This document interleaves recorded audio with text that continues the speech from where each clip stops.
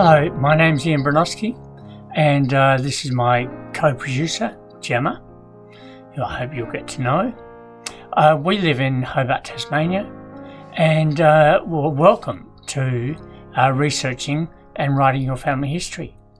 I hope you enjoy the course, but I should perhaps explain what it's about, and you can then decide whether you want to continue or not.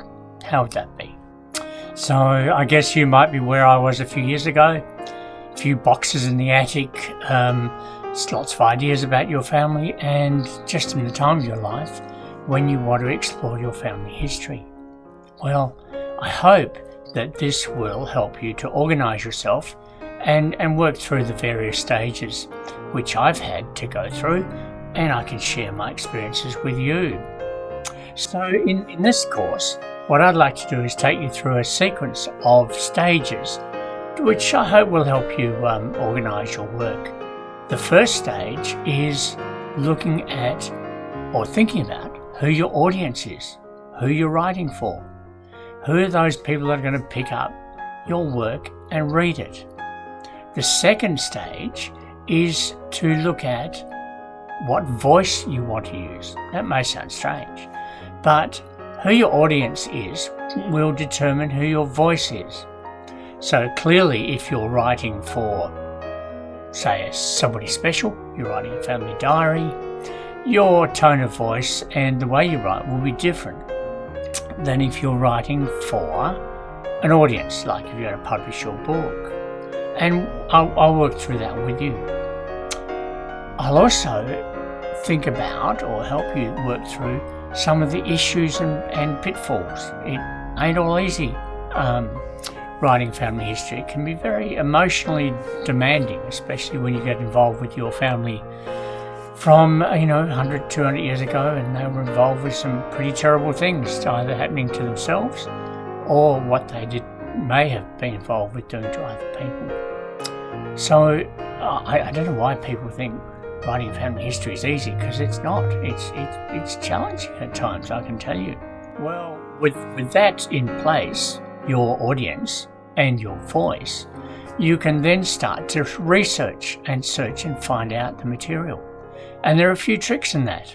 You'll have family mythology, stories passed down about great aunt so-and-so who did all these amazing things. But stories, of course, are about perspective, and it may be that you find a few home truths or a few secrets in the cupboard which may or may not be appreciated by your family.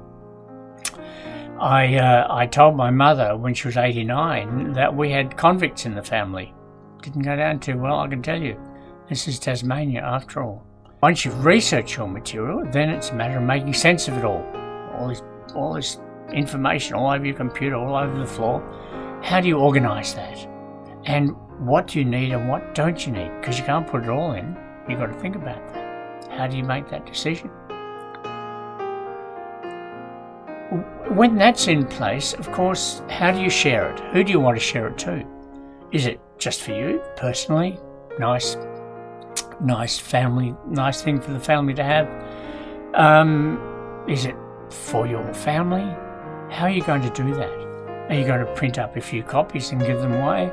Or are you going to produce them and publish them, either commercially or as self-publishing?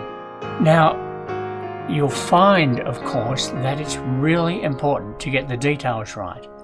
If you're doing a professional document, and I don't mind whether it's just for you or for the general public, you have to get the details right. That is, referencing, organising, and being a little sophisticated in what you do. It's no good putting down information which people can't find, for example. So I'll help you with that as well. And then, of course, there's the few moment where you think, well, I've done it. Good for me. And there it is on the table. And it's a bit like, what am I going to do now? But that's all the fun of it. Now, I hope you will continue with this course. I certainly found doing my family history wonderful. I also have to tell you this. other people don't want to know about it. If you find people don't want to sit next to you at dinner tables and dining rooms and so on, you know why? Because all you want to do is talk about your family history. It can be hard, but who cares? It's all for you anyway. So good luck.